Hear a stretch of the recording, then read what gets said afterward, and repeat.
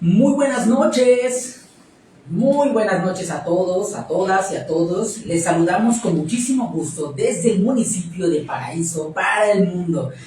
Me da muchísimo gusto que estén conectados y espero que se vayan conectando y que nos ayuden a compartir. Mi nombre es Gabriel Alejandro Landero. Hoy ya estamos en la sesión número 10 de Terapia Live y tenemos, como siempre, a alguien que ya ustedes estaban preguntando constantemente que si se había hecho el doctor Alejandro. Pues hoy lo tengo aquí con nosotros con este tema que es trastorno por déficit de atención e hiperactividad. Él es doctor en psicología. Con ustedes, doctor Reinaldo Hernández Mendoza. Gracias. ¿Qué tal? ¿Cómo está? Muy bien. ¿Listo con esta patología tan controversial? Sí, controversial y que hoy en día vemos que cada vez más y digamos y empieza como que la parte de ver ser así o no. Entonces hay debates por ahí que se están usando mucho el diagnóstico, ¿no? Sí, porque pues obviamente muchas personas no tenemos a veces la idea, los conocimientos o nos confunden. A veces pensamos porque su nombre dice que es hiperactivo, es una persona que es totalmente muy inquieto, pero no porque una persona sea inquieta significa que tenga ese padecimiento, ¿ok? Entonces, pero para eso estamos, para aprender. Así que el día de hoy, muchísima atención, ayúdanos a compartir, ¿ok? Porque el trastorno por déficit de atención e hiperactividad, usted hoy va a hacer que se amplíen sus conocimientos. Pues bien, quiero decirles que ese trastorno se empezó a dar algunos nombres desde 1902, empezó a tener nada más como síndromes de hiperactividad, síndromes hipercinéticos, pero bueno, ya hasta aproximadamente como en 2013 fue que, de acuerdo a manuales internacionales, ya fue que se clasificó como un trastorno de déficit de atención y hiperactividad, porque no solamente abarca esas tres esferas, o sea, que el niño tenga falta de atención, hiperactividad y que también tenga impulsividad, ¿ok? No solamente son esos criterios, pero se englobó de esa manera el padecimiento. Y quiero decirles que es un trastorno del neurodesarrollo, ¿ok? Que por lo general el cuadro florido, que más adelante lo vamos a ver, se empieza desde la infancia, pero entre una edad aproximadamente entre los 6 y los 12 años, como que el cuadro es un poquito más florido, ¿no? Si no se trata a tiempo, si no nos ponemos las pilas en detectar a estos niños, el día de mañana ese padecimiento va a progresar hacia la vida adulta y puede poner en riesgo su calidad de vida como persona, pero también a la sociedad que lo rodea. ¿Cómo lo ves? Claro, cuando nosotros hay que saber también identificar, ¿no? Porque muchas veces a un niño, como decía, a un niño inquieto decimos, ay, es que tiene TDAH, ¿no? Ese es hiperactivo, lo usamos muy comúnmente. Pero no es así, ¿no? Es indispensable, necesario conocer cuándo es hiperactividad y cuándo no lo es, porque entonces de ahí depende la manera en cómo se va a trabajar y con el niño y entonces obtener resultados, ¿no? Porque muchas veces es fácil de que, ay, es muy inquieto, hay que llevarlo al doctor para que lo medique. No, la cuestión no va por ese rumbo, ¿no? Sino saber identificar qué es un TDAH, pues el TDA o con hiperactividad, como sí, hiperactividad. Entonces, el identificarlo nos va a permitir conocer al niño, conocer a la persona y saber de qué manera podemos abordarlo, cuáles son los ajustes que tenemos que hacer en cuestión a nuestro niño, a nuestro alumno, dependiendo si estamos en el ámbito educativo de igual manera, conocer esa parte, porque a veces tenemos niños que dices, tiene TEA, ¿no? Y dices, pero él siempre se la pasa tranquilo, quietecito, él no hace nada. Ok, pero sí lo tiene, no tiene hiperactividad, pero sí tiene la inatención, ¿no? Entonces también tenemos que ver que el TDA no nada más es con hiperactividad, no, también está sin hiperactividad. Y eso es lo que dice el doctor, es muy importante, porque a veces, si no tenemos un diagnóstico correcto, pues obviamente se tiene un tratamiento no correcto. Entonces, actuamos también de forma incorrecta y clasificamos a la enfermedad también de forma incorrecta. Entonces, el único afectado es la persona, porque a veces no sabe si realmente tiene trastorno por déficit de atención o no. He escuchado, por ejemplo, a veces familias que dicen, es que mi hijo tiene TDAH, ya lo diagnosticaron, pero en la casa es un torbellino, ¿no? Es un demonio de Tasmania, como literal así lo han dicho, ¿no? Es que es un demonio de Tasmania, rompe todo, tira. Pero cuando llega a la escuela está como una sedita. ¿no? Y cumple todas las actividades. Quiero decirles que ahí en esa esfera, en ese cambio drástico, ese niño no tiene TDAH, ¿no? Ya vamos a ver los criterios poco a poco para que ustedes vayan entendiendo el por qué el TDAH. Ahora sí, doctor, para fines prácticos, para la comunidad de Terapia Live, ¿qué es en sí el trastorno por déficit de atención? ¿Okay? Que es conocido como TDAH. Así es, el trastorno por déficit de atención, muchas veces decimos trastorno de déficit de atención, no, es trastorno por déficit, o sea, aquí la condición es que el déficit está en la cuestión de la atención y está en la hiperactividad, ¿no? Ese es un trastorno de orden neurológico, en la cuestión tiene un factor orgánico. Ha habido diferentes estudios en cuestión a de dónde surge o cómo se está dando esto, porque las estadísticas actualmente marcan que va en aumento, ¿no? Entonces están visualizando de dónde está proveniendo esta situación, qué lo está causando, ¿no? Sin embargo, se maneja que es de orden neurológico todo este factor, que viene ya desde nacimiento, que ya se trae, o que hay un factor detonante también, ¿no? Ya venimos predispuestos. Esto va a ser característico en cuestión a la manera en cómo el niño se desenvuelve en el ámbito. ¿Qué quiere decir? Hay ciertos factores, nosotros tenemos ciertos, ahora sí, químicos en nuestro cerebro que nos ayudan a regular nuestra atención, nuestra conducta. Sin embargo, esta parte, digamos, que está como o sea, una llave abierta, ¿no? Está alterada, así es. Cuando nosotros, pues es normal, podemos controlar fácilmente, sin embargo ellos no. Ellos van a manejar, por ejemplo, lo que es la hiperactividad, la impulsividad y la inatención. Vamos a tener estas tres características en los chicos o las personas quienes padecen del trastorno, en este caso. Vamos a ver que esto es de un índole psicológico, lo manejamos mayormente en la psicología y la medicina, no en psiquiatría se maneja este aspecto, porque vamos a ver que tiene una intervención psicológica, pero también tiene una intervención médica en esta parte. Okay. En cuanto a la parte médica, por ejemplo, quiero decirles que la teoría que viene siendo como parte de su origen, hay ciertos antecedentes que se ven involucrados. Se ha visto de acuerdo a las estadísticas, al menos aquí en México, y de acuerdo a la guía de práctica clínica de trastorno por déficit de atención e hiperactividad, que tiene un componente genético, ¿okay? Por lo tanto es un trastorno heredable, ¿okay? Y son de los trastornos heredables más comunes en psiquiatría, sobre todo en la población infantil. ¿Qué significa esto? Que si un padre de familia tiene TDAH, a lo mejor ni siquiera se ha dado cuenta o no lo han diagnosticado, pues su hijo o hija pues va a ser más vulnerable a tener también dicho trastorno, porque este trastorno sí es heredable en la mayoría. Tiene también un componente ambiental a lo que se relaciona el niño, en cómo va creciendo, si tiene exposición a tóxicos como el plomo, ¿okay? También deficiencias de vitamina D, también la exposición constante al mercurio, y también tiene un componente maternal, ¿no? Aquellos que tienen antecedentes de ser prematuros, ¿ok? De haber tenido antecedentes de no haber respirado de forma adecuada al momento de su nacimiento, ¿ok? Eso compromete básicamente el encéfalo, nuestro cerebro, y hace que ciertas sustancias, como decía el doctor, ¿ok?, no actúen de la forma normal y por consecuencia se vean reflejados en nuestro sistema nervioso, como a través de la conducta y todo lo que había comentado el doctor. ¿Okay? Doc, ¿cuáles podrían ser los factores de riesgo más involucrados desde el punto de vista psicológico? Porque los que acabo de mencionar son como que los médicos, los que participan, los que se ven involucrados, pero la parte psicológica, ¿cuáles podrían ser esos factores que detonen esta patología? En cuestión de los factores, vamos a ver que tiene que ver mucho también con cómo es la relación con los padres. ¿Sí? ¿Qué tanta presión también ejercen los padres y qué tanto están al pendiente en cuestión a ellos?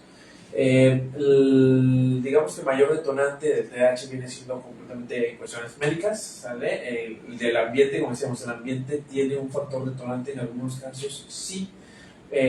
Vamos a ver que depende, si el alumno no se le dio normas o no se le dio mecanismos para poder controlar esa parte, va a actuar a como él considere, o sea, no se va a medir, ¿no? Son chicos o personas quienes hablan y dicen lo que tienen que decir en el momento con impulsividad, reaccionan a situaciones de manera impulsiva, no miden los riesgos que pueda causar tal acción que ellos realicen, ¿no? cuando hablamos de hiperactividad.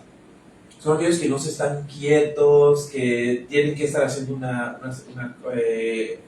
alguna actividad, están haciendo algo, no lo terminan, se van a otro, después de eso se paran, se sientan, se mueven, se aquí y acá.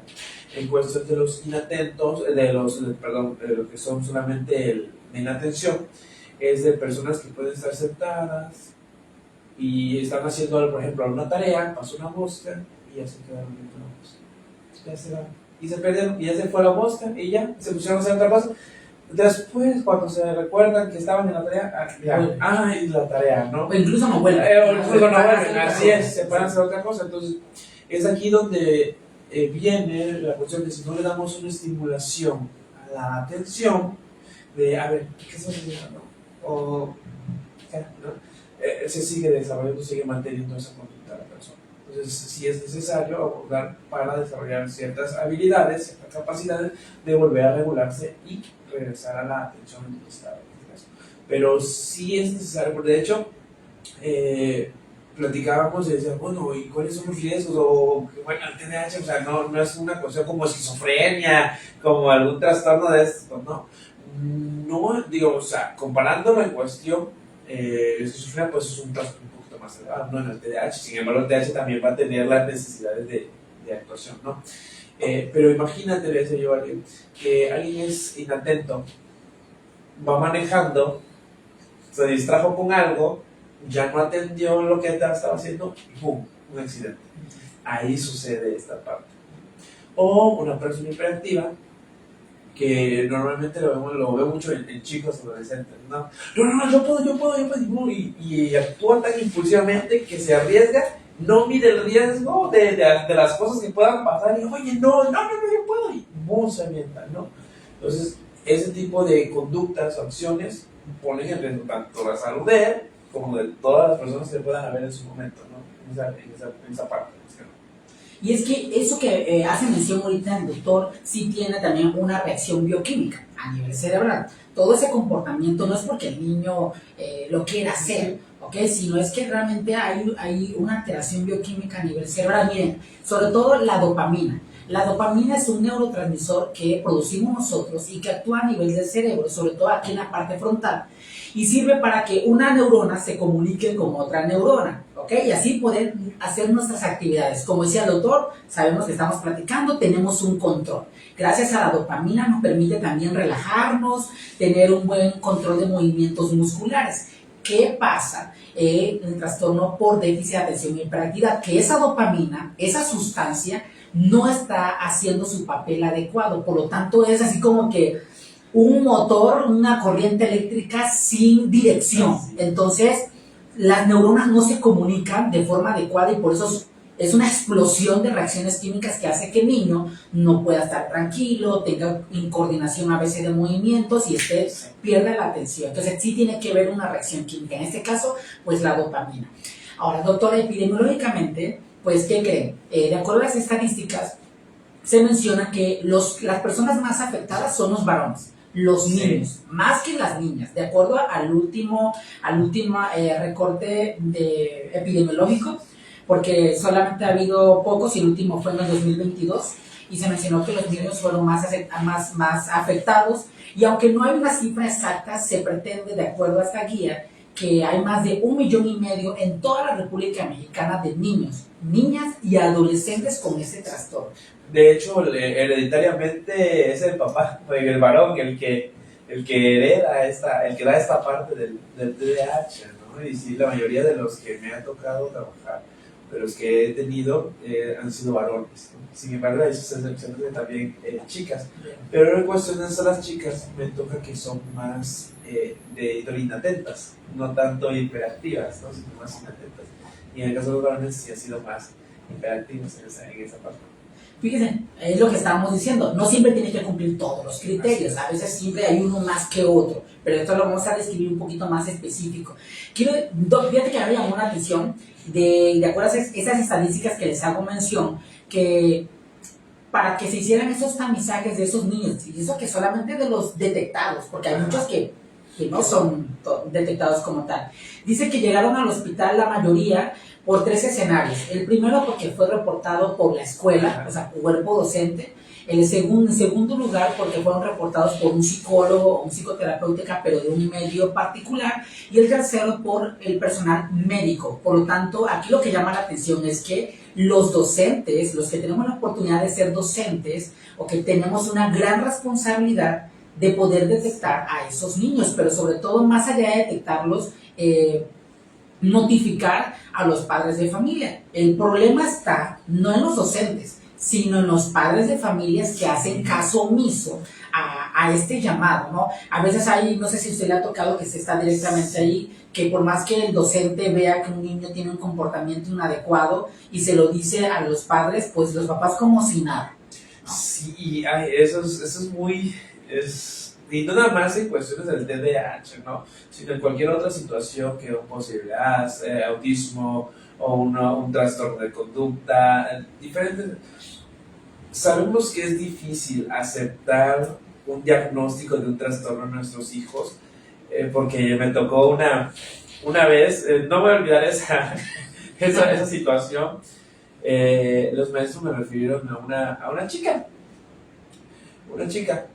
y decía, es que fíjate que está sentada, está haciendo sus actividades, pero de pronto no, se va, y se queda como en el limbo, ¿no? Uh-huh.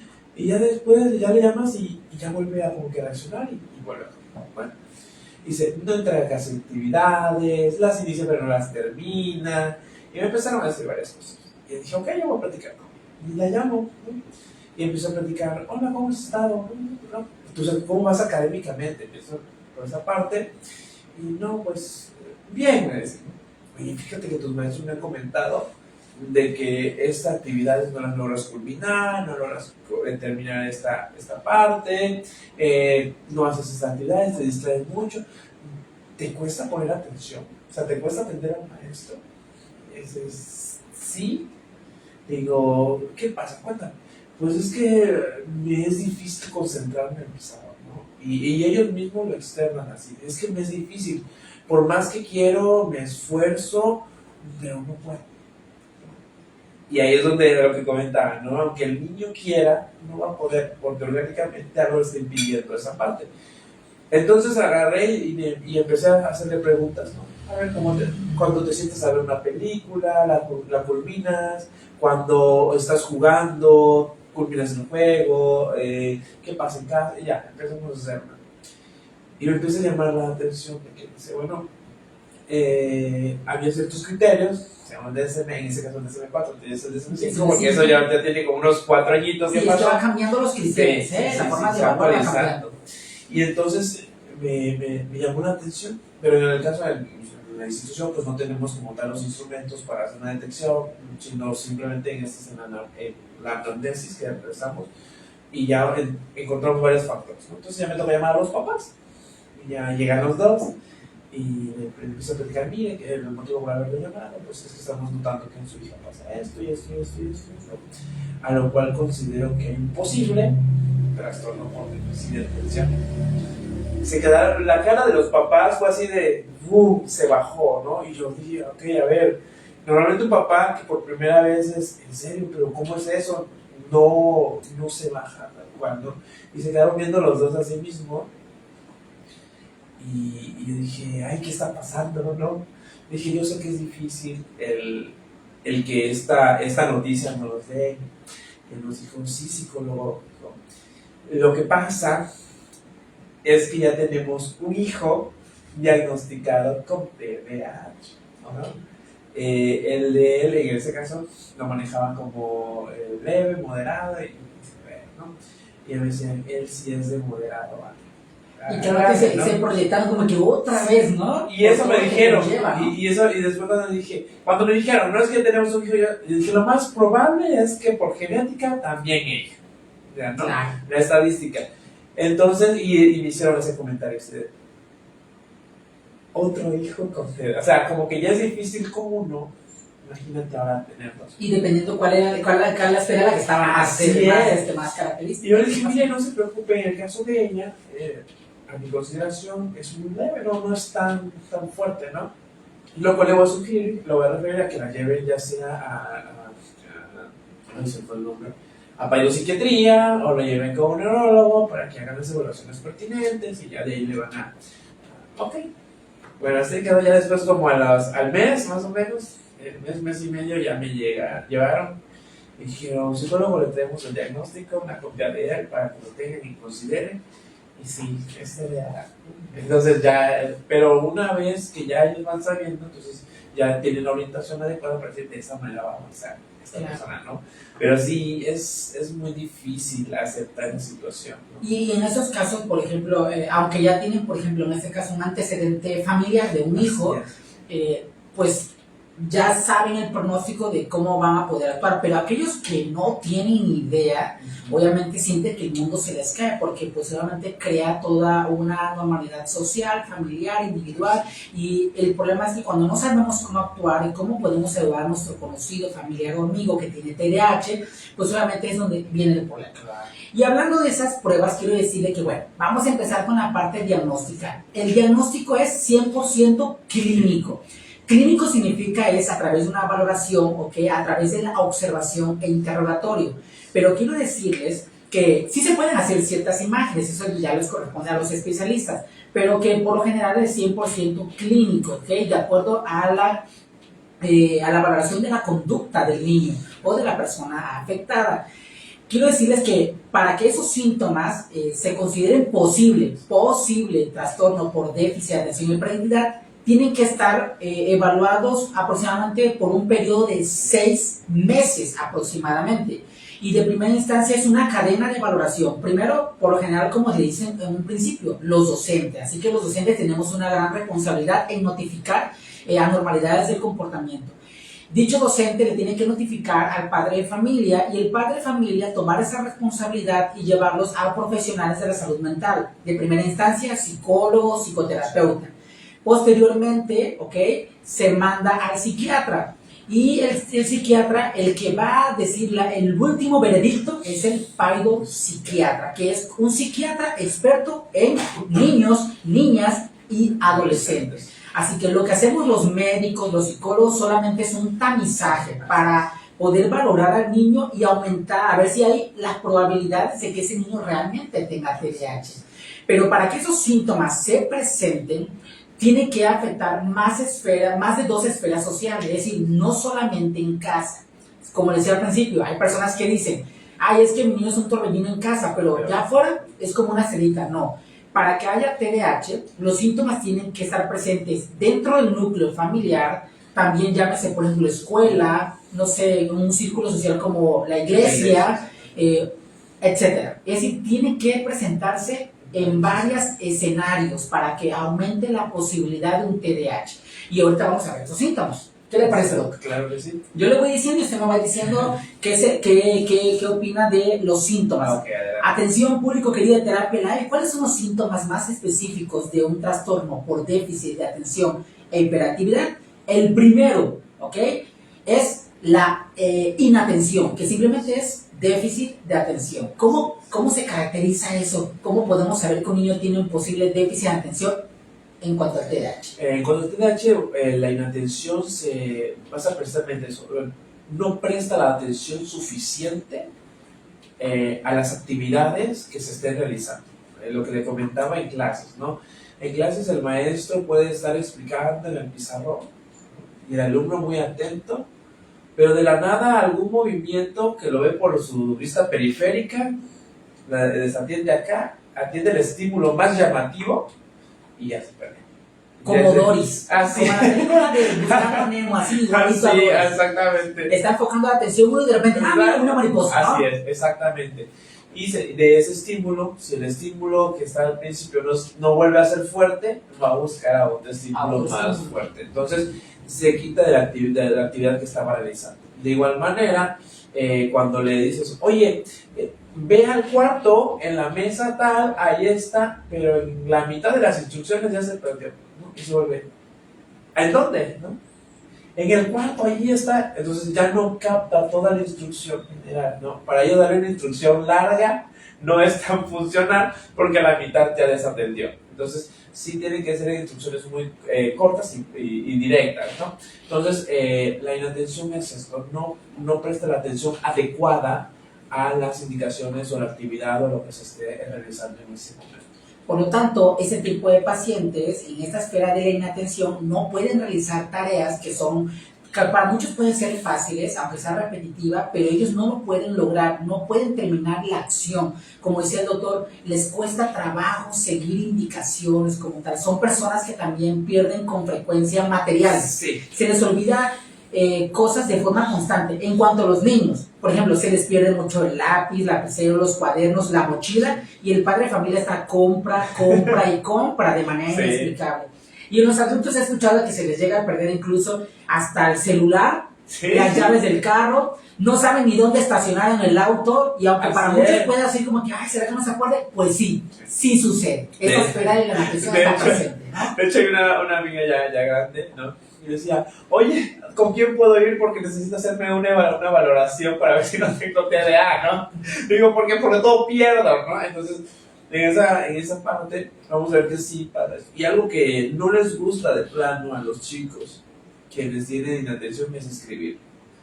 No les gusta escribir. ¿Por qué? Porque para ellos es una tortura enfocarse tanto tiempo a redactar que escriben y, ay, no, ya lo dejo y me pongo a hacer mejor otra cosa, porque se les es tan difícil concentrarse, poner atención a lo que está realizando en ese momento. Y también la lectura, ¿no? Porque si, aunque sean textos de media cuartilla, o sea, se les hace muy frustrante poder leer todo el contexto, entonces se frustran con facilidad y no logran terminar, así que sí se va a afectar la lectoescritura como tal. Sí, y la comprensión lectora también, porque me tocaba un chico ya de prepa, el primero de prepa, estamos realizando las indicaciones, vamos a realizar esto en el libro, tal, y todos trabajando. Me llega y me dice, ya terminé, maestro. Y me toca revisar la respuesta de las preguntas que tenía, y eran respuestas no acorde a lo que pedía. Y le digo, oye, mira, fíjate que aquí la pregunta nos dice esto. Lo que tienes que hacer es esto, mira, el ejemplo es, ya le empiezo a explicar el ejemplo, ¿no? Y dice, ok, es que no lo había entendido, ¿no? Ellos al momento de leer no comprenden completamente las instrucciones, y como hay diferentes estímulos, entonces, bueno, voy a hacer lo que yo considero que voy a hacer, ¿no? Y es por eso que muchas veces las actividades que entregan son erróneas, pero ya de ahí cuando entramos nosotros de corregir la parte o volver a explicar la situación, porque a veces explicamos una vez y es que no entendí 2 veces, 3 veces, hasta que logran comprender. Pues ahí lo tienen, señoras y señores, esa es la inatención, una de las esferas que se ven muy remarcadas en este padecimiento. Siguiente síntoma, ¿ok? La hiperactividad. ¿Qué opina de cómo podemos que un niño realmente es hiperactivo? Porque el que esté tal vez inquieto, eso no es tanto hiperactivo. Hay grados de hiperactividad. Sí. ¿Cómo sería un niño con hiperactividad? Hiperactividad es aquel niño que tiene una excesividad de energía, movimientos, y que puede estar desde la mañana hasta la noche. O sea, son infatigables, sí, no se cansan. Ese tipo de niños no se cansan, dice, ¿dónde tienen tanta energía?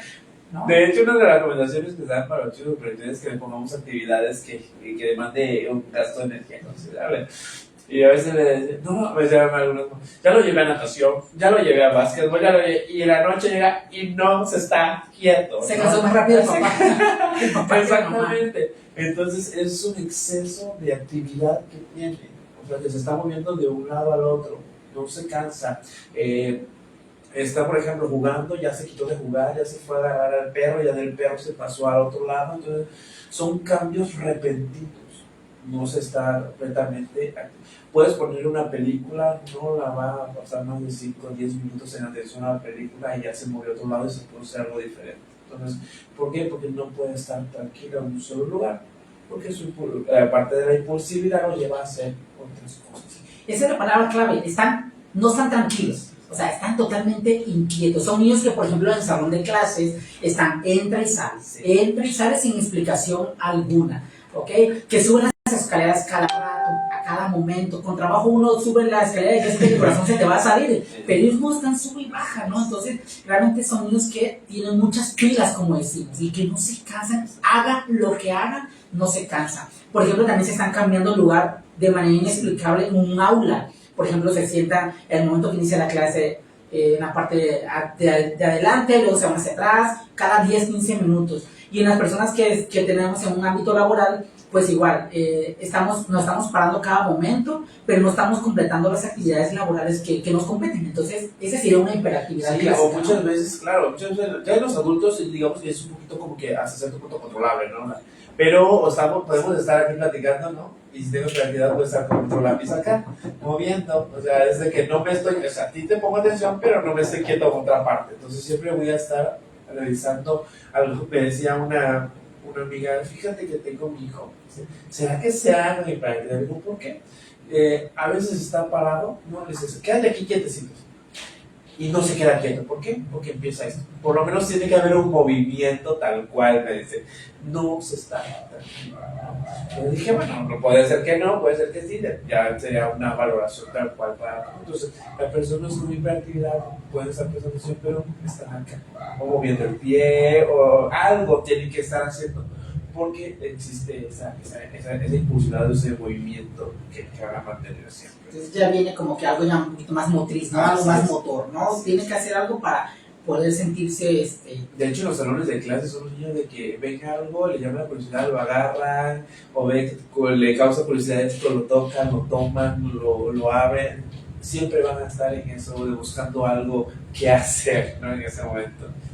Entonces, pues bueno, ahí tenemos la hiperactividad. Y ahora vamos con el tercer síntoma, la impulsividad, que quiero decirles que es una de las más peligrosas. ¿Por qué? Porque si no puede ocasionar accidentes, porque en esta esfera de la impulsividad los niños actúan sin pensar. Entonces son niños que conforme el cronómetro va avanzando, son niños que van actuando, o sea, no ven ellos ni miden el peligro. ¿Qué opina de eso? Sí, creo que es uno de los factores que más a los cuales yo lo que más preocupa, ¿no? Sí, le digo que, mire, esta parte de la impulsividad es lo que a nosotros más, ¿no? Porque nosotros en algún contexto normal es de que, por ejemplo, vemos un problema, una discusión, tratamos de mantener, no es mi problema, no me meto, me mantengo al margen, ¿no? A eso sí se requiere una ayuda. Pero estos chicos, es de que ven una situación, no se van a poner a pensar si es mi problema, si me van a dar un cuchillazo, si me van a dar un mal golpe, no. Se van a la entrada. Se entrometen, son niños que se entrometen sin conocer la situación. Exactamente, hasta en las pláticas comunes también se entrometen. Ven un árbol, le parece divertido y allá van a subirse, no miden el peligro de que puede pasar eso, sino simplemente porque quieren hacer boom, se van, ¿no? Es de manera impulsiva. Nosotros a veces tenemos pensamientos de que ¿qué pasará si le metemos el dedo al contacto, ¿no? Uh-huh. Pero dicen, no, a lo mejor no me arriesgo, ¿no? Ellos son de que le voy a meter el dedo al contacto. Aunque, o sea, no miren como tal la situación. O no haya digamos, como que un motivo en particular para hacerlo, simplemente lo hizo porque quiso hacer y ya, en ese punto, ¿no? Y es que el problema es que pone en riesgo su vida en muchas ocasiones y crea también conflictos sociales, porque como decía el doctor, como le encanta entrometerse en asuntos que no le corresponde, les encanta interrumpir a otras personas, ¿ok? Llega el momento que cuando lo ignoran, se crea una frustración, y esa frustración a largo plazo, como no la puede tolerar, ¿ok? Viene a provocar hasta cierto grado una agresividad, ¿no? Entonces ahí viene el problema. Son a veces niños que el TDAH ya es muy severo y son niños que golpean porque no les hacen caso, ¿ok? De hecho, cuando los alumnos o las personas en la ignorancia de que ya lo conocen como son, a veces tenía un chico en prepa que ya sus mismos compañeros ya se habían cansado del que no se estaba quieto, del que se paraba, y ya lo empezaban a ignorar. Pero antes de ignorancia, ya lo que pasaba y les abusa, ¿no? Claro. O ya llegaba y algo les hacía, ¿no? Para llamar la atención y de atiéndeme, porque entonces eso también ya empezaba a generar conflictos y ya empezaba a generar rechazo a la persona. Entonces lo que no queremos es eso, que exista también un rechazo de sus amigos o sus familiares por la situación que tenga, por el trastorno en este caso que tenga la persona. Entonces ayudarlo a que en estos casos, cuando ya vemos que el TDAH es muy que vamos a ver, pues sí ya es necesario la medicación, ¿no? Para apoyar también el proceso de terapia que llevan. Porque si ya, digamos que ya empieza a generar conflictos en de que sí, muchos de los compañeros pueden ser muy tolerantes, pero va a haber uno que ya no lo va a tolerar y entonces ya lo va a dar en cortes. Y es que la impulsividad, si no se controla, o sea, el niño va a tener una conducta incluso desafiante, que es cuando pone en peligro su vida, como por ejemplo aquellos niños que están sube y baja las escaleras y llega el momento que ya no quiere bajar las escaleras, los escalones como tal, y se tira por el borde de la misma. Lo más fácil es por el borde, ¿no? Por el borde lo más rápido, y entre más lo retan, lo regañan, lo castigan, pues más lo va a hacer porque se vuelve una conducta desafiante. Entonces el problema es que si se cae, puede tener traumatismos craneoencefálicos, problemas lumbares. Entonces es ahí donde, bueno, de ser algo neurológico se convierte también en algo más orgánico e incapacitante a largo plazo. Y créeme que hay muchísimos casos en los que el niño incluso puede llegar a perder la vida por exponerse así. Y niños, adolescentes y hasta jóvenes antes de que ya tienen la impulsividad, aparte de tener un estímulo de que lo retan, se vuelve porque saben que se entrona todo, pero no es que se entrona todo, sino que es impulsivo al hacer las cosas y no se pone a pensar, que no va. Y si los amigos dicen, ay, a que no te atreves, ¿no? A que no te atreves a subirte a la palmera de coco. Y no, claro, se suben y no se agarran bien y ¡pum! Al suelo. Se fracturan, que si golpes en la cabeza, todo. Eso es lo preocupante de la impulsividad, lo que pueda causar. Y ahí es donde empezamos a prescribir medicamentos para tratar esa impulsividad. Pues bueno, otro síntoma que es, pero es más como en los adultos, la desregulación emocional. ¿Okay? Esos, por ejemplo, en los adultos abarca que dice y expresa incluso públicamente a los cuatro vientos todas sus emociones, sean negativas o sean positivas. Por ejemplo, que a lo mejor se divorciaron, ¿ok?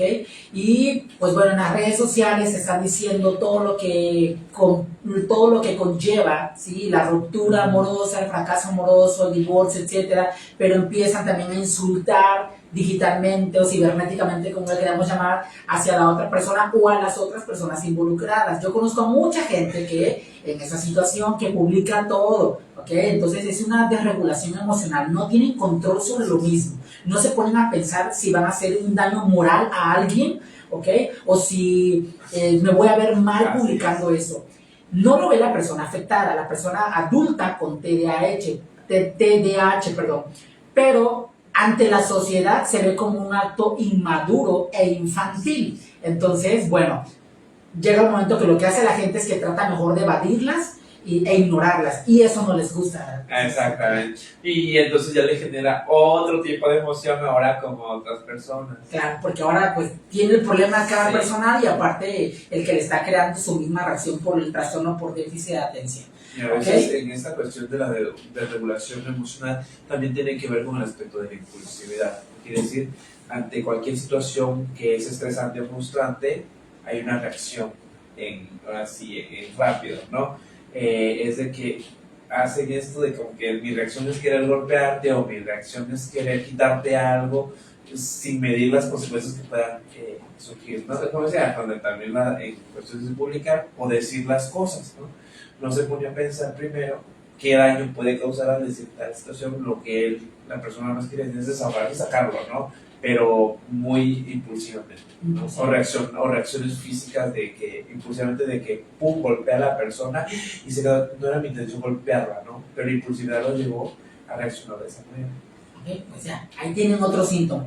Viene otro síntoma, alteraciones en el aprendizaje. Bueno, Dogay, ¿qué opina de la alteración del aprendizaje? En cuestión de alteración del aprendizaje, el factor es que no pueden atender adecuadamente al docente y a las instrucciones, por lo tanto genera un retraso en la realización de las actividades. Cuando alguien que no tiene esta condición en las instrucciones avanza rápidamente, en primera instancia comprende las instrucciones y realiza. Ellos no, ellos se necesita explicarle 2-3 veces porque tal vez se distrajo con otro compañero, estaba haciendo otra cosa, apenas estaba sacando el lápiz, ¿no? A veces me tocan de chicos que se dicen, y ya les digo, oye, ¿ya terminaste de sacar el lápiz? Ok, mira, ahora saquen el libro en la página tal, pero ya decirlo de manera puntualizada a la persona. Y ya ven, ¿a qué página, maestro, no? Porque ya vamos viendo que pues en nuestros salones de clase ya tenemos de 2, 3 o 4 chicos con este diagnóstico, ¿no? Entonces, esta parte hace que retrase. Como les decía, tampoco no les gusta escribir. Entonces, al no escribir, es una tortura. que entregan, ¿no? Al no, a veces dejamos actividades muy largas y para ellos es casi imposible atender a toda la actividad, ¿no? A ellos hay que darle instrucciones muy precisas, cortas, darle tiempo, de tanto tiempo tienes que combinarle para que entonces ellos den trabajo. Entonces, esta parte del TDAH lo que hace es la inatención no le permite poder atender a lo que tiene que hacer y entonces se retrasa su entrega de las actividades. Y ese retraso, si no se controla, en algún momento puede ser que termine en un fracaso académico. Se vuelve un hábito. Se vuelve un hábito. Ahora, hablando de vida académica, fíjate que me hicieron una pregunta. Okay. Me hicieron en las redes sociales, dice, ¿una persona con TDAH puede terminar sus estudios académicos de forma exitosa? Sí.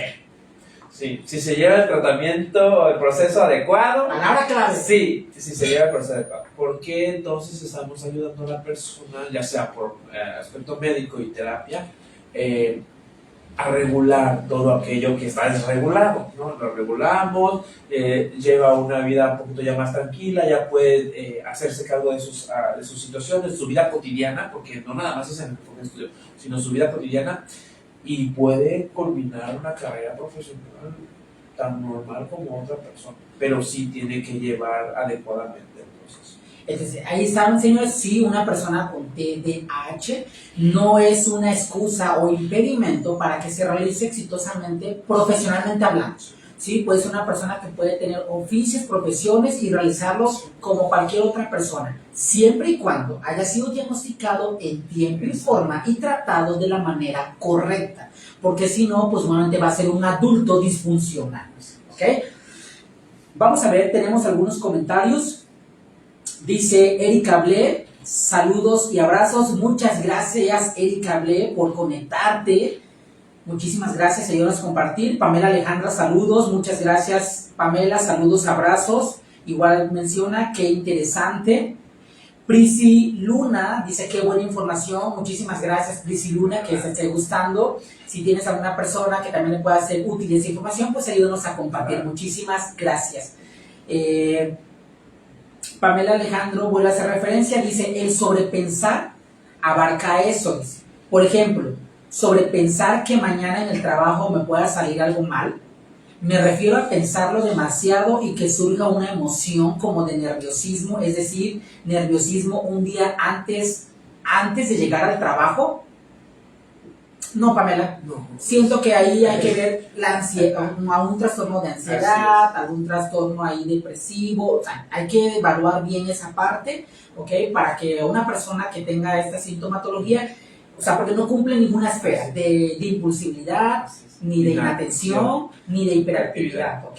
Esos síntomas de nerviosismo, el pensar qué va a pasar mañana es como que una ansiedad premeditada. Así, exactamente. ¿No? Así como que, como diciendo ahorita que terminando este programa va a pasar algo, ¿no? Entonces como que me genera una ansiedad, ¿no? Pero el sobrepensar las cosas no entraría en el criterio de un trastorno por déficit de atención e hiperactividad, ¿no?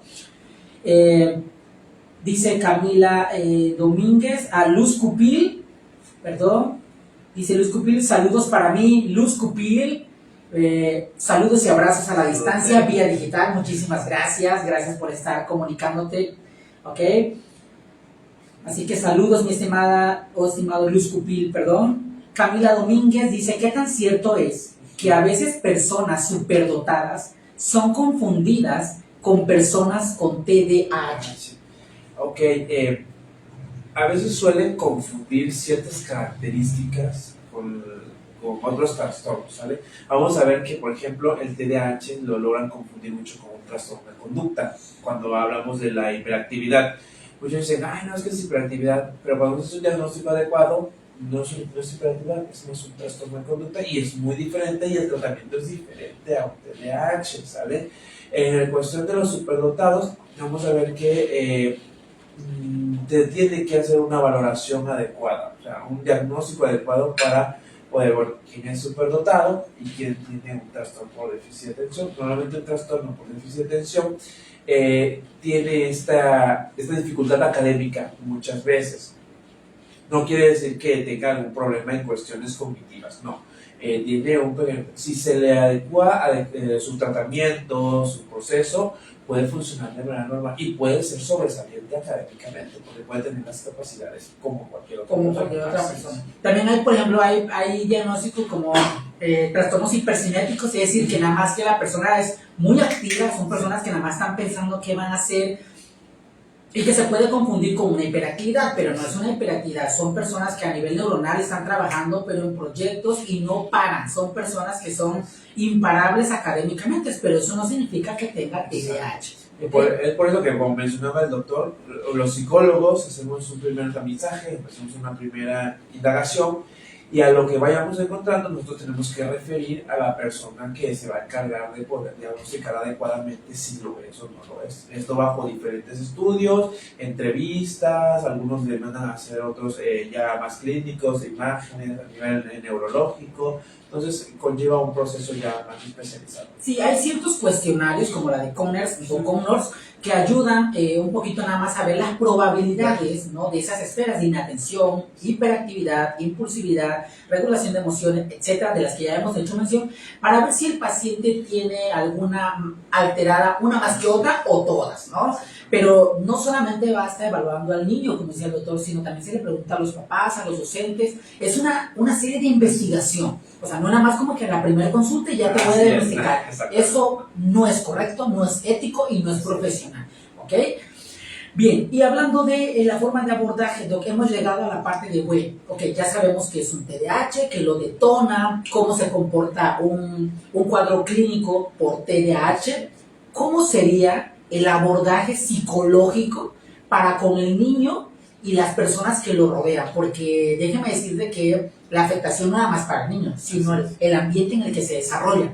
Claro, en la cuestión del TDAH vamos a ver que de manera psicológica se trabaja con la TCC, la terapia cognitivo-conductual, o la terapia conductual, puesto que vamos a ver que sus características, pues o sea, digamos como que lo que impide es el factor conductual, ¿sale? En la cuestión de hiperactivo, pues es el estarse moviendo, es una conducta que está reflejando, o al estar inatento también es una conducta. Por lo tanto, lo que se busca es que la persona sea consciente de su situación y entonces le demos recursos en el cual la persona misma aprenda a regularse, a volver a reenfocarse en lo que está realizando en ese momento.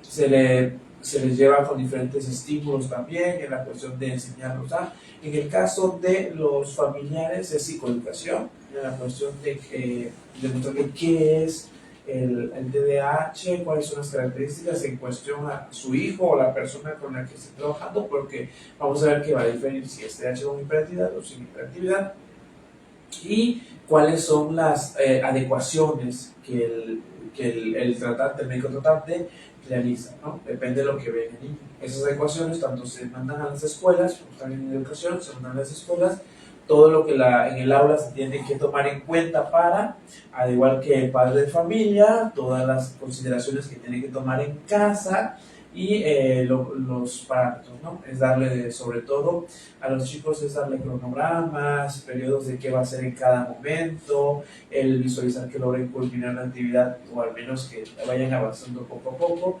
para que entonces vaya generando hábitos también la persona, ¿no? Los vaya haciendo ya como patrones establecidos y ya sepa, ok, no he terminado esto, tengo que terminar. Todo va en el enfoque a que la persona misma se haya dado cuenta de cuál es la conducta que está teniendo en cierta situación, ante ciertos estímulos y que el mismo se vuelva a reenfocar en la actividad. Okay. Doc, ¿y cómo es, por ejemplo, cómo es la parte del cuerpo docente cuando les llega, por ejemplo, un niño? ¿Cómo lo maneja la escuela? Un niño ya diagnosticado, ¿no? Porque así es. Vamos a ver que se tome en cuenta lo que refiere su médico tratante. Su médico tratante le dice, bueno, con el alumno recomendamos que esté al frente, que esté alejado de las ventanas, por el aspecto de distracción. Hay muchos dicen que, que tengamos cuidado con el factor de luz, porque también el factor de luz logra generar ciertos estímulos, de hecho, en los salones, cuando estamos en preescolar, vemos que los salones de preescolar están muy adornados, muchos colores, muchos juguetes. Pues en el caso con los niños que tienen déficit de atención, lo que se evita es esto, que haya muchos estímulos que lleven al niño a desenfocarse, o que ya se paró porque ya había un juguete, ya había un carrito, allá había los colores, etc. Entonces, también esta parte hay que tenerla en cuenta. De hecho, teníamos un chico en secundaria que él llevaba sus juguetes en su mochila. Este chico es TDAH, y aparte tiene oposicionista desafiante, ¿no? Entonces, el chico, era muy inteligente, ¿no? Pero se distraía mucho. Entonces ya lo que llegamos le decía, a ver, realiza la actividad y te va a permitir que saques tus cartas, ¿no? Okay. Y se pone a trabajar. Terminé, ¿no? Ok, ya terminaste. Va. Entonces, ahora en tu lugar, puedes sacar tus cartas y esa canción. Y empezaba. 1, 2, 3, empezaba a contar. Las arreglaba de una manera, la volvía a arreglar tal. Entonces, en cuestión de ellos, si logran culminar la actividad, pues permítele un espacio para que también pueda realizar aquello que requiere en ese momento. Porque si no, si termina la actividad, porque hay muchos chicos que terminan la actividad rápidamente, ya no tienen más que hacer, pues entonces empieza a molestar a la otra persona. Lo que necesitamos es mantenerlos ocupados para que no tenga de molestar o interrumpir la clase en este caso. Entonces, esas adecuaciones las toma el docente para poder igual valorar cuál es el avance que va teniendo el alumno también en clases, ¿no? Valorar esas capacidades y habilidades que tiene el alumno para poder hacer. ¿Y en casa? O sea, ¿cuál sería una estrategia de negociación para con el niño? Porque obviamente el niño, pues, claro, no entiende, él no tiene la culpa. Eso es lo primero, no culparlo ni tampoco regañarlo, porque él su consciente no sabe. ¿Okay? Simplemente nosotros, las personas que rodeamos a la persona con TDAH, somos los que percibimos la problemática. ¿Cómo sería ayudar a un niño? Más allá de que hay que llevarlo a terapia, obviamente, porque la terapia debe ser continua, ¿no? No es que en una sesión el niño se va a componer, no, sino es ya por un tiempo indeterminado. Así es. ¿Cómo sería ayudar al niño con TDAH en la esfera familiar, en la familia? ¿Alguna estrategia? Primero que nada, tenerle paciencia. La paciencia. El punto número 1. Tener paciencia, porque como decía el doctor, no es algo de porque él quiera, sino es algo porque está bajo una condición en él, ¿no? Entonces muchas veces los papás, es que ya no sé qué hacer contigo. Bueno, ni el niño sabe qué hacer con lo que tiene. Entonces, desde ahí empezamos, ¿no? Entonces sí tener la paciencia adecuada y sobre todo establecer límites. Eso, y no nada más con ellos, sino con todos los hijos, establecer límites, tener acuerdos y esos acuerdos que se tengan que cumplir, ¿no? Entonces, si tú le dijiste a tu hijo, ok, terminas la actividad, lo que estás haciendo, terminas de barrer, de limpiar, cosas así, y te voy a proporcionar un ratito que juegues con el teléfono, ¿no? Ok, termina, cumple. Ok, se le puede dar como un premio a la buena conducta, sí, así es. Sí, siempre y cuando decirla con anticipación. O sea, si es bueno premiar al niño que tenga este problema de conducta, si tú obedeces, si tú te comportas bien en todo el día, te puedo llevar al parque. Que son los refuerzos que están, los reforzantes. Eso se llama reforzante. Lo había más o menos por ahí leído, pero no sabía a qué se refería. Sí, son los reforzadores en cuestión a de que ante una conducta adecuada, tienes un premio, obtienes un beneficio. Entonces, ok, si me comporto de esta manera, entonces puedo tener un beneficio. Claro, no debe de haber también una regulación en los beneficios. No, tampoco así es, lo que hay quiero un Xbox si salgo, no, tampoco, no. Porque hay que hacerle conciencia al chico de que también es parte de su responsabilidad tener una adecuada alimentación. ¿Son válidos los castigos? O sea, ¿está castigándolos?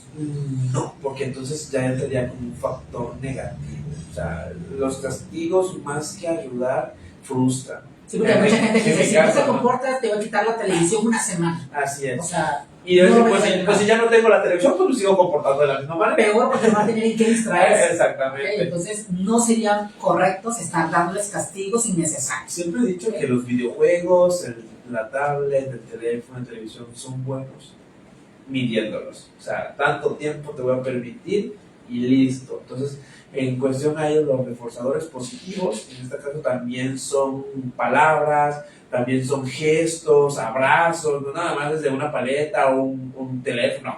También los reforzadores positivos en cuestión de, viste que sí puedes.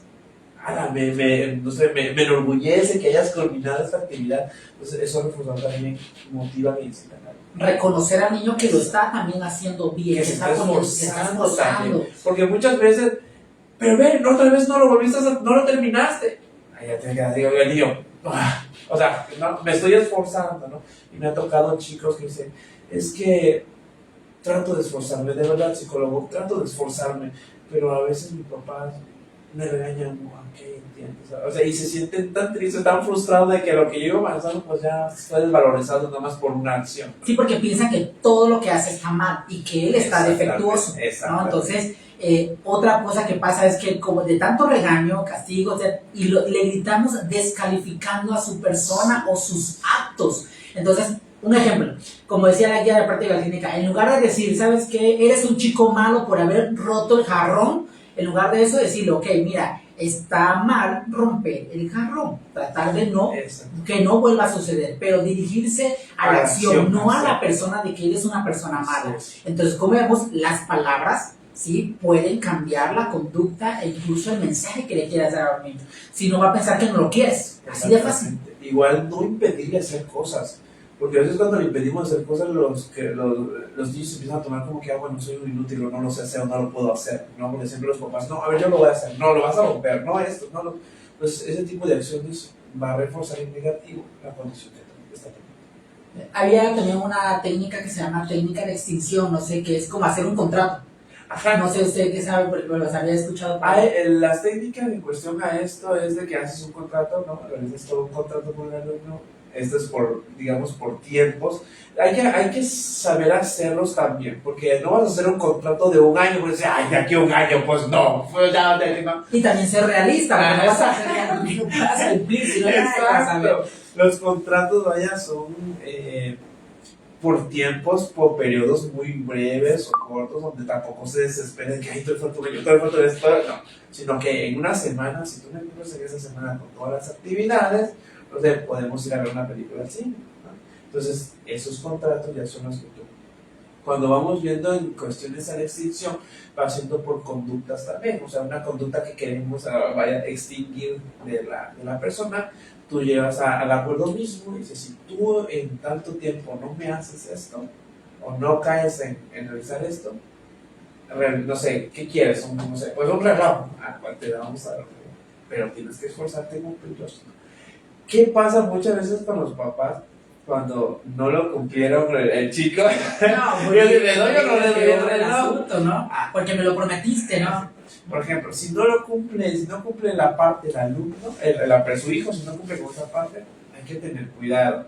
Ok, también, no, porque muchos papás, no lo cumpliste ni modo, ya te perdiste del reloj. No, tampoco, sino, ok, mira, vimos tu esfuerzo, ¿sabes?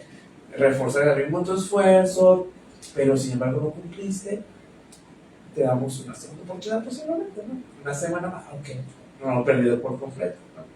Pero sí tampoco desvalorizar el esfuerzo que te ha logrado o lo que, mira, no lograste tal cual, pero pues mira, te vamos a dar valor porque si te esforzaste, si te sigues esforzando más, te lo vamos a dar, ¿no? Entonces ya vas negociando con la persona también, ¿no? Hay que saber también negociar. Pero por ejemplo, cuando si lo cumplió y dice, no, pues y ahora ya no, pues es que no. El Dios decía, ok, mi esfuerzo no fue válido, lo que yo logré no me lo está validando porque no cumpliste esto. Siempre buscar cumplir eso. Y se echa a perder el proceso terapéutico como tal. Sí. Así que ya saben, esa técnica de extinción literal, van a agarrar una hoja, van a tomar una hoja de libreta, lo que ustedes quieran, van a plasmar sobre ella qué es lo que quieren a cambio de una buena conducta, por así decirlo. Firma el papá, firma también el niño, la niña, aunque sea con su huellita, para que es como una forma de compromiso conductual. Y literal lo pone en la puerta de su recámara o de su casa, el lugar accesible para que el niño esté, tengo que cumplir eso. No, es una forma de recordarlo, y de esa manera se ha visto que los niños mejoran dentro del núcleo familiar la conducta como tal, sobre todo cuando son muy impulsivos. ¿ok? De igual manera, en cuestión de las actividades que tienen que realizar diarias, porque por ejemplo a ellos se les olvida cosas cepillarse en la mañana, podemos poner en su cuarto una lista de actividades que tienen que cumplir y por días. Y que el chico, según las vaya realizando, vaya palomeándolas. Para que entonces vaya acordando de qué es lo que ya realizó o qué es lo que le hace falta. Como tareas cumplidas, en Así este caso es. conductas cumplidas. Así es. ¿No? Ok, entonces ya saben, esa es la parte psicológica, entonces tiene que ver muchísimo, y de hecho es el tratamiento de primera lección, la parte psicológica, ¿no? Es la que más va a ayudar al niño. Y la otra parte es la parte médica, que le había dicho, que había comentado el doctor en su inicio.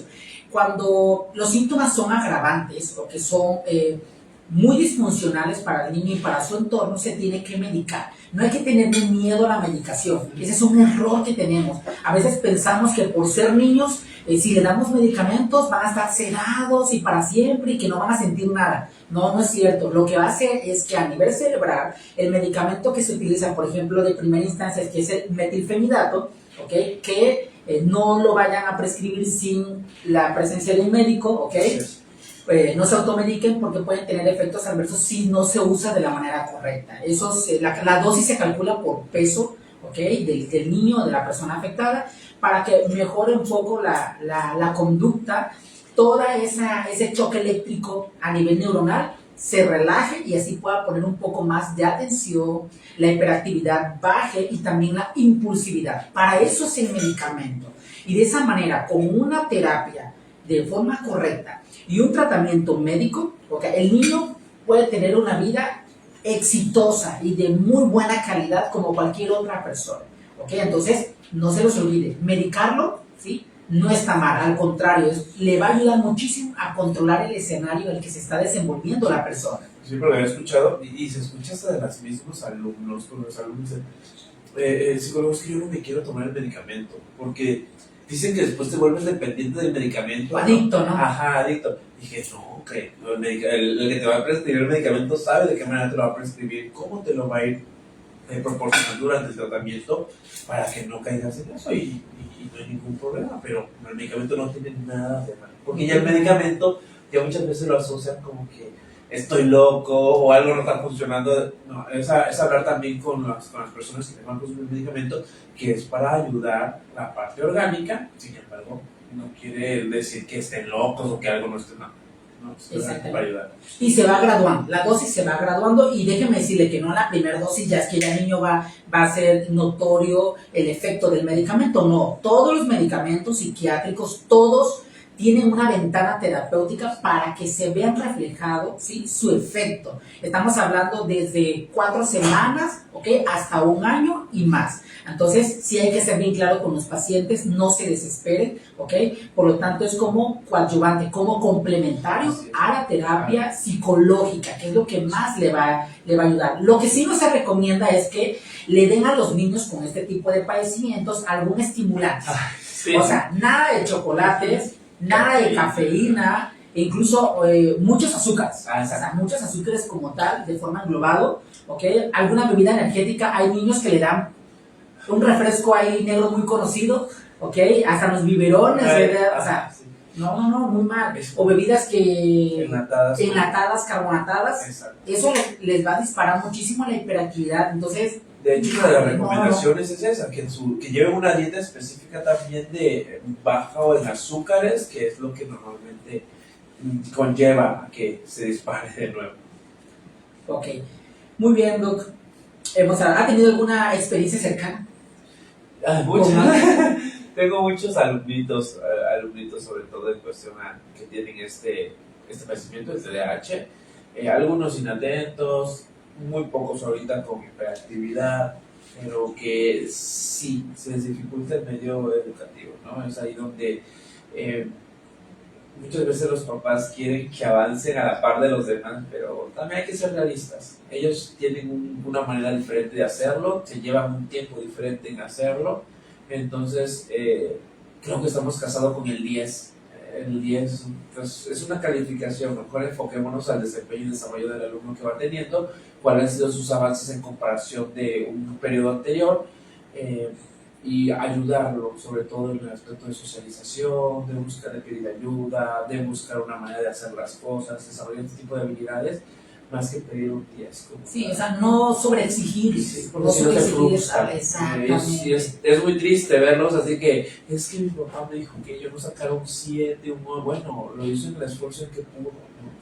Y a veces un 10 tampoco no te define. Podrás Exacto. tener 10, pero no haber comprendido como tal el contexto. Y puedes tener un 7, pero puedes analizar el contexto de lo que te están diciendo y llevarlo a la práctica. Entonces, una calificación no te define como tal, solamente es una medida de evaluar en ese momento, ¿okay? Tu desempeño o el desempeño de la persona, pero no define como tal el éxito del individuo. Okay. Ahora vamos a pasar a una de las partes ya casi finales. ¿Qué pasa? ¿Qué pasa cuando un niño con déficit de atención e hiperactividad no es detectado en tiempo y forma y no se trata tampoco de forma farmacológica? ¿Pueden haber consecuencias graves? Sí, o sea, hay desde leves hasta graves. ¿Cómo cuáles podrían ser, doctor? Algunas de las que he notado ahorita en algunos chicos de prepa y en adultos también es la poca capacidad de poder adaptarse a un medio laboral por las dificultades que enfrentan. ¿Sabe? ¿Qué quiere decir? Que la inatención les causó un conflicto en un trabajo y lo corrieron. O tienen miedo de entrar en un trabajo porque no se logra concentrar adecuadamente o no se está tranquilo. Muchas veces personas, por ejemplo, ¿no? Supongamos que va a estar en atención en un área donde no hay mucho movimiento, donde está concentrado en una computadora sentado, alguien que tiene hiperactividad y no está bajo un tratamiento, le va a ser torturoso eso, no va a estar tranquilo. Los riesgos que mencionábamos de actuar en la impulsividad de las cosas y generar algún daño hacia él o hacia otras personas. Si vas conduciendo y te distraes, ¿no? Ahí escuchaba unas amigas que decían, yo no supe cómo conduje de tal punto al otro punto, ¿no? Me fui como en automático. Bueno, hay riesgos en esa parte que te dañes tú y dañes a otro. Entonces, estas son las situaciones que pueden encauzar y generar ciertos conflictos. O sea, muchas veces, ay, nada más es inatención o es hiperactividad, sí, pero ¿qué puede llegar a causar estas acciones en relación a otras personas, ¿no? A veces, sin quererlo hacer, estamos en algún lugar, en el relajo, algo así, y pues va a llevar, no sé, a tirar algo, ¿no? De manera de tirarlo, pero no sé si le va a caer a alguien en la cabeza y la va a golpear, ¿no? Claro. Entonces, estas situaciones son las que llevan a generar problemas, digo, fuertes. La cuestión es de que en una impulsividad, en un arranque de emocional, y que no te fijaste que había, golpeaste a alguien con una botella y lo lastimaste gravemente, ¿no? Entonces, este tipo de situaciones, soluciones son las que pueden causar mucho daño. Otras consecuencias que también podrían haber es que hay pérdidas de relaciones. O sea, los adultos que tienen TDAH, ¿okay? Tienden más a rupturas amorosas, se divorcian con facilidad, ¿okay? Entonces son esas personas que no toleran dicha frustración, ¿okay? Otras que hay también disfunción familiar, todo el mundo se grita, sí. Nadie sabe qué hacer, unos contra todos, porque la persona que provoca el escenario y los demás por no tolerarlo, o sea, todo el mundo quiere tener la razón y nadie tiene el control de nadie. Entonces es una familia totalmente disfuncional. En la persona afectada con TDAH también hay trastornos del sueño, son niños que no pueden dormir de manera regular y al no descansar su actividad cerebral, ¿okay? Son niños que son muy irritables. O sea, son niños que se molestan, que no controlan tampoco la ira. Entonces, ese sería otro factor. Y otro, cuando llegan a la adolescencia, y es el que más preocupa, es que los niños y adolescentes con TDAH son más propensos a caer en algún tipo de adicción. Sí. De hecho, hay por ahí un conocido, ¿no?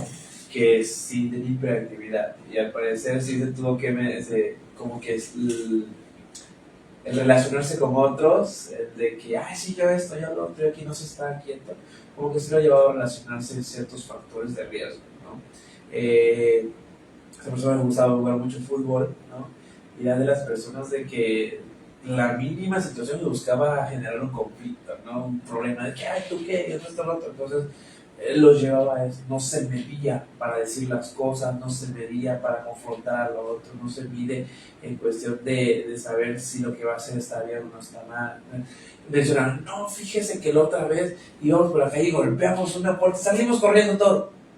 ¿No? Entonces, ¿quién nos dice que va a salir alguien y les va a aventar algo? Claro. Entonces, las personas tienen que caer en ese tipo de conductas, ya, si digamos que perjudican a otros de manera, o sea, delincuencia o tipo de factores de este ámbito, y que siempre están en busca de hacer algo o de sentirse más o de sentir adrenalina muchas veces. Entonces entran en esta situación.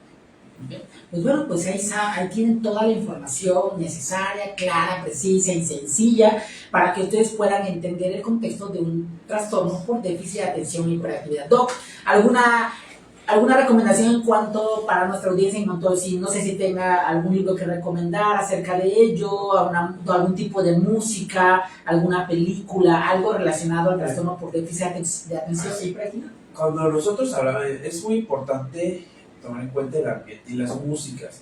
Es adecuado escuchar músicas instrumentales que ayuden a la persona a relajarse, a tranquilizarse, sobre todo esa parte de tratar de calmar un poco también las ideas que puedan tener en ese momento.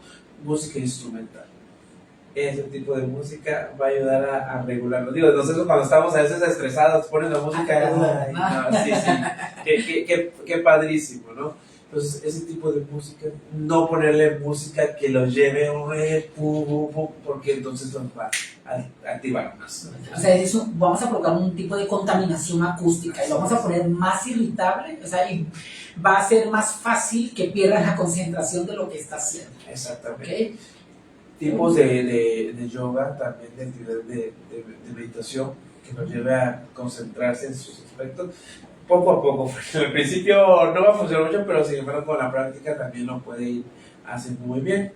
Si tenemos dudas, porque muchas veces los libros en cuestiones tienen palabras muy técnicas, entonces igual está bien referirse con un profesional que logre explicar de manera más detallada de qué hacer, de qué manera abordarlo, porque como que un libro que voy a ver este libro para poder ver si mi hijo tiene, no se puede. Entonces es mejor referirlo con un especialista en este caso.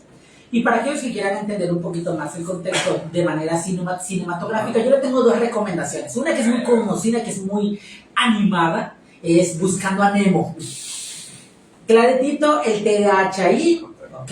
Nemo, un pececito de, ¿qué? Pez payaso, ¿no? Pez payaso que tiene una aleta ahí un poquito dismórfica, más pequeña que la otra, y bueno, no sigue instrucciones, no sigue indicaciones, y por no hacerlo, pues se somete a una odisea para conseguir lo que quiere, ¿no? Entonces, ese es un claro ejemplo. Para los niños se les puede poner, y a la vez cuando se termina la película decirle, miren, lo que le pasó a Nemo pasó por esto, por esto, para que no te pase a ti mismo, siempre tienes que hacer caso a papá, mamá o a las personas que te cuidamos para que ellos puedan relacionar la imagen con la realidad.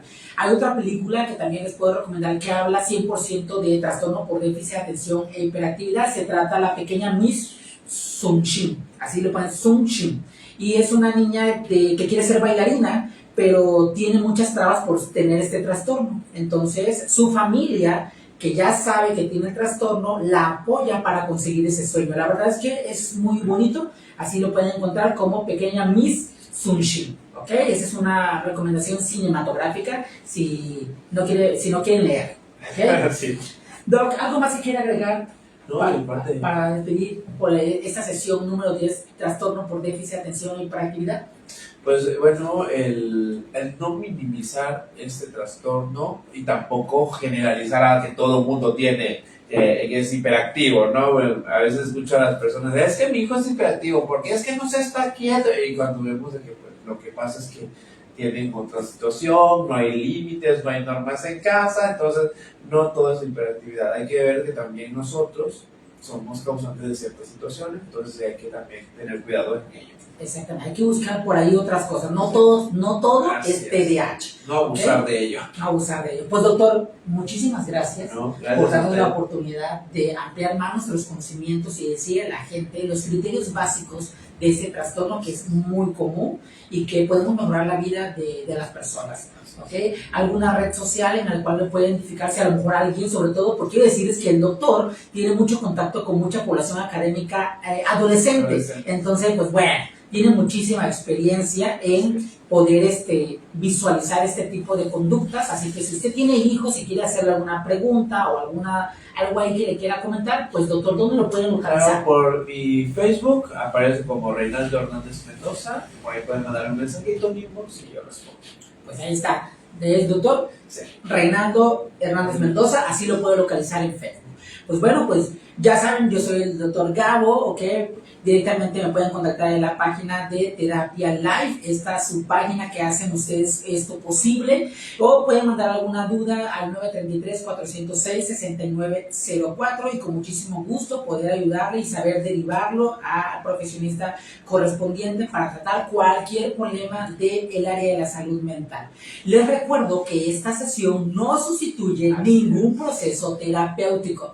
Pongamos de moda el bienestar de la salud mental. Muchísimas gracias por estar en esta sesión número 10 de Terapia Live. Les deseo salud y larga vida para todos y nos vemos el próximo miércoles. Hasta la próxima. Nos vemos. Salud, Doc. Igual.